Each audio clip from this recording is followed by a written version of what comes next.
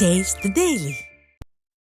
திருவள்ளூர் மாவட்டம் பெரியபாளையத்தில் உள்ள பவானியம்மன் கோயிலுக்கு ஏராளமான பக்தர்கள் வருகை தந்ததால் சாலையில் கடும் போக்குவரத்து நெரிசல் ஏற்பட்டது. பிரசித்தி பெற்ற பெரியபாளையம் அம்மன் கோயிலில் பொங்கல் விடுமுறையின் இறுதி நாளான ஞாயிற்றுக்கிழமையில் ஏராளமான பக்தர்கள் திரண்டு சாமி தரிசனம் செய்தனர்.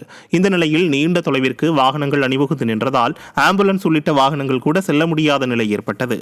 இப்பகுதியில் போக்குவரத்து நெரிசலை கட்டுப்படுத்த போதிய காவலர்கள் பணியில் இல்லை என பொதுமக்கள் குற்றம் சாட்டுகின்றனர்.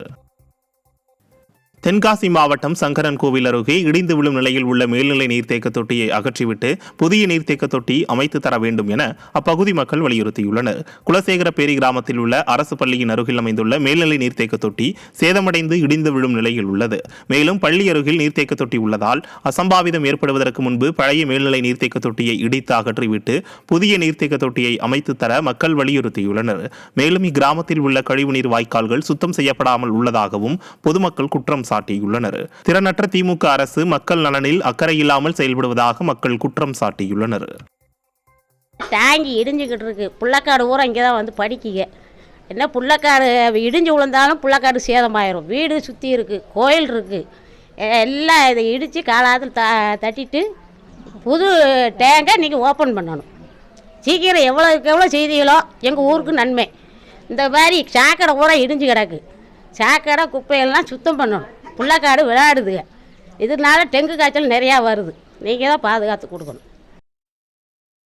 சென்னையை அடுத்த ஆவடியில் 8 வயது சிறுமியை தெருநாய் சுற்றி வளைத்து கடித்து குதறியதில் படுகாயமடைந்தார்.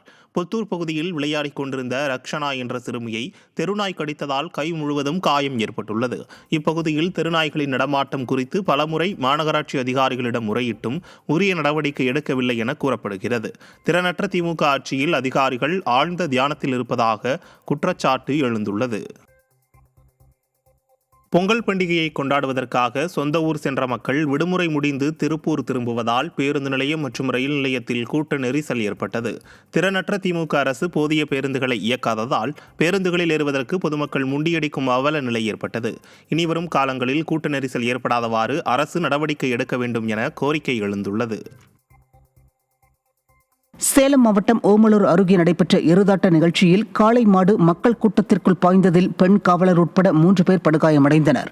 காமண்டப்பட்டியில் பொங்கல் பண்டிகையையொட்டி எருதாட்ட நிகழ்ச்சி நடைபெற்றது.